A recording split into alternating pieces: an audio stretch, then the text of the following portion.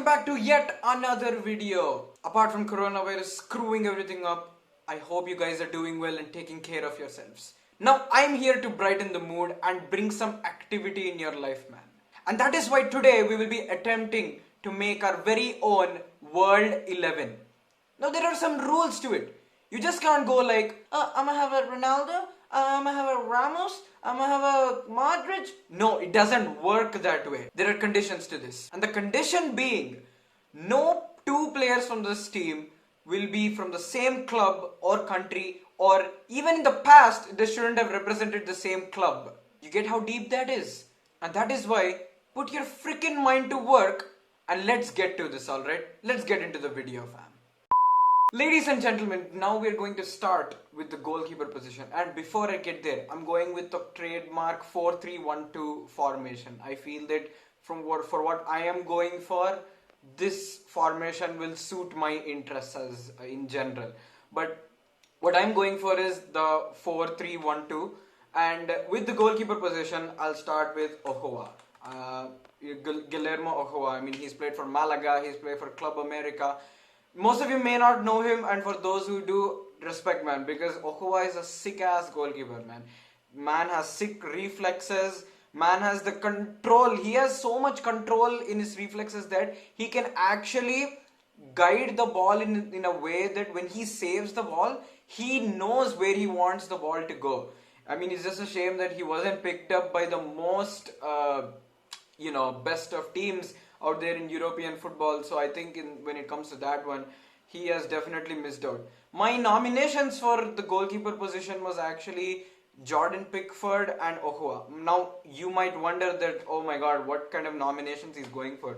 With the team that I'm going for, based on the rules that are set, I had to take some tough calls, man. I had to take some tough calls. And based on that, I'm going for Ochoa. Ochoa was a sick-ass goalkeeper, man. You believe it or not, go back, go to YouTube, go watch his clips and stuff. I personally liked him very much. Even his leadership skills, the way he used to organize his defense with a very weak team, with a very weak defense in front of him. I felt that he was quite phenomenal, man. So I'm going to put Ochoa in that goalkeeper position. Now when it comes to the right back position, it's going to be Joshua Kimmich, man. And he's going to be my player from Bayern, and he will use the spot for Germany in general. Don't get me wrong, like Joshua Kimmich for me is like one of the best right backs right now in club football or world football or whatever. I see him as the next Philipp Lahm, man. His traits, everything, it shows so much resemblance to Philipp Lahm that I can't deny that, man. I can't deny that factor. And he even with the formation I'm going for, I want him to move forward. And with the way how Kimmich plays, I would really want someone like Kimmich, and with the expertise of someone like Kimmich I can use. And with Kimmich, I can even, because of how versatile he is, if I do change this formation, I can get to choose, where he gets to play. Sometimes he can go occupy that position as a defensive midfielder as well. Sometimes he can, participate in a somewhat 4-2-3-1. Who knows, man? Who knows? For what I'm going for, I would like a really versatile player. And especially in this formation, I really want someone who goes, up the pitch and everything. So Joshua Kimmich is my man. So with the first centre back, we're going for Thiago Silva, man. This is straight up the best centre back in my whole team, I guess, because it's kind of self-explanatory. I think he finished in the FIFA Pro World 11 like twice or thrice. So I think it's a very good winner for this 11. I had other nominations like Upamecano, like upcoming prospects like Upamecano or Van Dijk as well. But I had to take some tough calls, like I'm saying. And also, this isn't like a bargain or something. Thiago Silva is so sick. He's like a proper footballing legend. He is the kind of the defender who would give everything on the pitch. Proper leader. He makes the cut. I don't take bullshit, man. This is the ideal most centre back I can ever have. With the other centre back, it's going to be Diego Godin, man.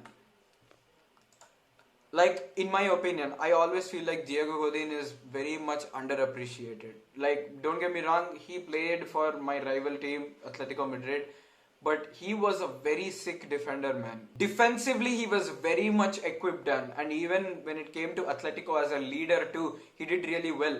The shame was he never got a very qualitative squad that he could manage or he could captain, if that makes sense. So I feel like, Diego Godin being defensively so equipped, he couldn't really show what he could actually do. And despite all of that, he did make, many La Liga, team 11s of that particular year quite a number of times. And I feel like he deserved it, like, hands down. If he had some European success, you would also have seen him replace someone like Gerard Piqué, who made the list quite regularly. So yeah, Diego Godin is my winner for the left centre back. Now for the left back. Like I mentioned earlier, I want my fullbacks to move as much as forward as possible. So we are going for Andrew Robertson, man. Scottish player. I'm not really equipped with the stats, but what I do know is that he killed it with his contribution to direct goal contributions, man. He and Trent Alexander-Arnold, they both killed it. The only thing is that I feel like Andrew Robertson is a bit more defensively equipped than Trent Alexander-Arnold, and obviously Joshua Kimmich I feel is like hands down better than Trent Alexander-Arnold any day, every day. So anyway, but I have Kimmich and Robertson on the fullback, positions, and I think they would do pretty well moving forward. So yeah, that's my back line. Now getting with the midfielders, fam. This has been one of the toughest decisions I made, but I'm just gonna tell you. So with the central defensive midfielder, I went for Daniel De Rossi. Now most people might think that he doesn't have a legacy or he doesn't have that much status in the football world. Don't get me wrong, the way I started watching football, I was always accustomed to seeing the central defensive midfielder as the most important person in the team. Like, that's because maybe I supported Real Madrid and stuff, but watching Casemiro, watching Xabi Alonso, watching Sergio Busquets made me realize how important central defensive midfielders are to the team. And I feel like Daniel De Rossi can for sure fill that gap, man. I feel like because it's Roma, people tend to ignore what he has done. Because when it comes to anything, man, the vision, his awareness, his physical game, everything was on point, man. And on top of all of this, what I do appreciate is how he looks out for the team, man. As a leader, at least. And that's what impressed me the most about Daniel De Rossi. And I feel like he's been quite sick in what he was able to do for Roma. It's just a shame that he couldn't really, go among those, Hall of Fame kind of guys, because Roma did not achieve that much. Like anything, you want him to shoot from distance, you want him to take set pieces, anything. Like Daniel De Rossi fulfills so many criteria. He is for sure, he goes up there in this list, man, for sure. With the next player, it's going to be Donny van de Beek. Well, well then. I feel like with what I'm going for, obviously we've gone for the central defensive midfielder position, but Van de Beek is an ideal number 6 kind of guy. He can read in between the lines, and that's what really impresses me about Van de Beek, and I think he really kills it at that kind of positions. I feel he's like a really ideal number 6, and that's what I'm going for, to be honest. Someone like more probably Xavi used to play, and I feel like although he's not at Xavi level, he's definitely one of those upcoming prospects, and I feel like Van de Beek will for sure kill it if he's in this squad. With my number 8, it's going to be Kevin De Bruyne.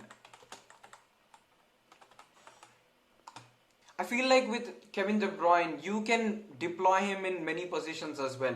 He can attack for you, he can play a box-to-box role, he can even play in a role where, probably someone like Toni Kroos would play in a deep-lying playmaking role. I feel like he has so many of those aspects. Like, don't get me wrong, we have so many players now who are kind of versatile, but it's just that De Bruyne does it really, really well. And I think he's like one of those guys who are up there, like top, undisputed at the moment. So with De Bruyne, I think he hands down deserves this position, the number 8 position in my team at least. So yeah, that's the midfield, guys. And now for our freaking front three. Well, which is basically a 4-3-1-2. So you'll have this one guy who will play behind the strikers. And you can guess who it is already, and it's so simple. It's Lionel Messi, man. I feel like with the type of impact he's created, I think it's exponentially grown because of, obviously you saw Xavi and Iniesta leave. You saw Neymar leaving after the, 16-17. In the 17-18 and 18-19, they won the league and they also won the Copa del Rey in one of the years. I feel like as the players started to leave more, even though Barcelona achieved less, Messi playing in a central role, playing behind the striker and, doing the playmaking, doing the goal scoring and everything, I feel like his impact on the Barcelona team has exponentially grown, and it's more than ever now. Because you don't see those kind of players who, help him all the way. Now he's doing everything for himself, basically. I mean, it's not like this stage of his career is better than what it was. But what I would say is that impact-wise, I feel like Messi plays a much more impact on the current Barcelona team. And I feel like this Messi would definitely facilitate this squad, in playing the whole team. Literally, he is going to be your architect of the whole game. He's going to be the architect of this game, is in my opinion anyway. With the two strikers, it's going to be Cristiano Ronaldo. I mean, optimum goal scorer, complete goal scorer. Obviously, he is a kind of player that he has a variety of skill, man. It's not only about dribbling or passing or whatever I'm talking about, but he has a lot of ways by which he can score goals. Not necessarily creation, but he can score many types of goals. Obviously because he is very much, he's very good in the air. He is good off the ball. And I guess that kind of movement at this stage of the career anyway, it has facilitated his game so much. And he's like in another dimension right now with where he's going as only as a striker. Obviously as a winger, he had his days where, he used to dribble past players and everything. But I feel like for this formation, he doesn't really need to do that. He needs to get into a very optimum position so that, probably Van der Beek can find him and, he can do his thing where, he converts most of the goals that he gets. And my last player will be, of course, it's going to be Harry Kane, man. Harry Kane, in my opinion, is like one of those kind of guys who wins you many aerial duels up front. The similarity in this team, I put it this way. Like how Ronaldo and Harry Kane are like right now in this team. Ronaldo and Mandzukic probably in the last season. That's how you can relate to. Because you had Ronaldo who was scoring the goals and stuff. Obviously Ronaldo is good in the air. But again, when it comes to aerial duels, you had Mandzukic winning many of them. So I feel like Harry Kane can do something like that. And obviously you'll have Harry Kane score some goals as well. And this is where it comes. Like, these guys are so tall. They're a strong presence in the box. And when it comes to Ronaldo and Harry Kane, that's why I have fullbacks moving up front constantly.